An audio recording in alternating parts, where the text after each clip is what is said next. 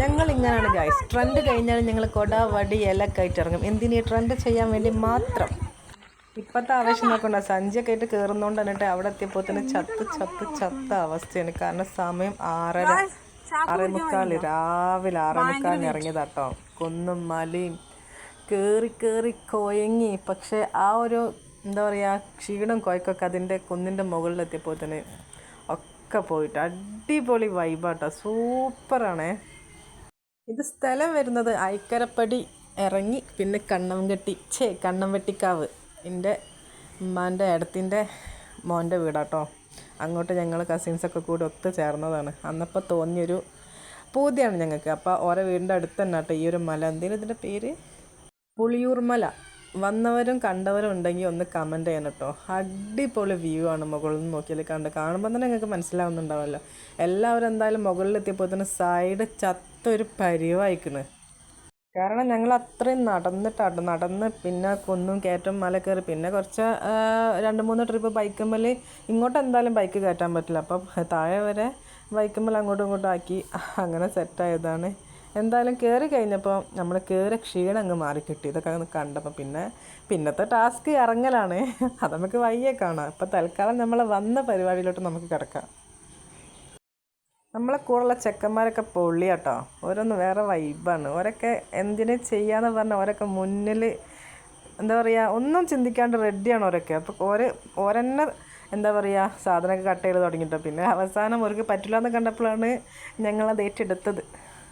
സൈഡിൽ കൂടെ കട്ട് ചെയ്യുന്നുണ്ട്, സൈഡിൽ കൂടെ ചായ കൊടുക്കുന്നുണ്ട്. കാരണം എന്താ വെച്ചാൽ അത്രയും നേരത്തെ പോയതല്ലോ, ഭയങ്കര തണുപ്പാട്ടോ. അപ്പോൾ ചൂടുള്ള ചായ ഞങ്ങൾ ഫ്ലാസ്കിൽ എടുത്തിട്ടുണ്ടായിരുന്നു.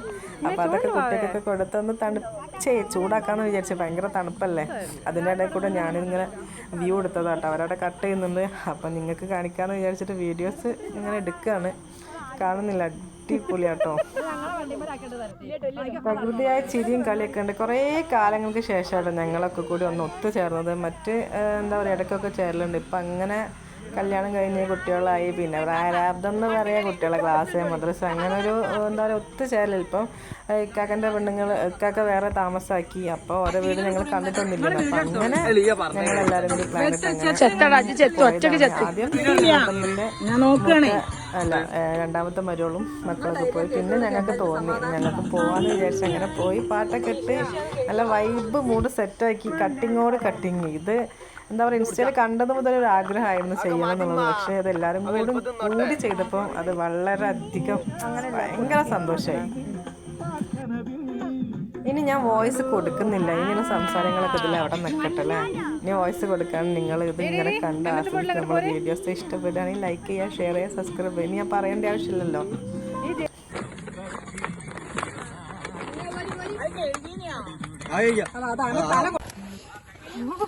ആളുടെ മൂക്കിലൊന്നും കൈയിടല്ലേ ഇതൊക്കെ ആക്കിട്ട് പഠിച്ചോ അയച്ചോടി.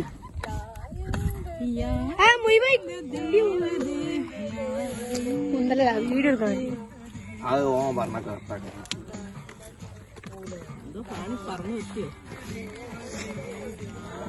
ഒന്നെടുത്ത് തിന്നാണി ആരെങ്കിലും.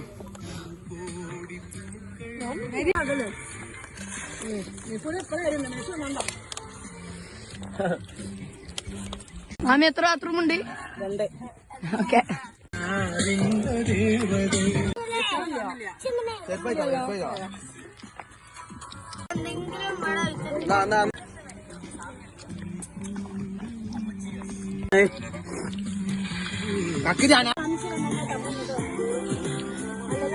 ഞങ്ങൾ വന്ന കയറി കംപ്ലീറ്റ് ആയിരുന്നു കേട്ടോ. കാരണം അത്രയ്ക്ക് പെർഫെക്റ്റ് ആയിട്ട് നിങ്ങൾ വടിച്ച് തുടച്ച് തിന്നിട്ടുണ്ട്.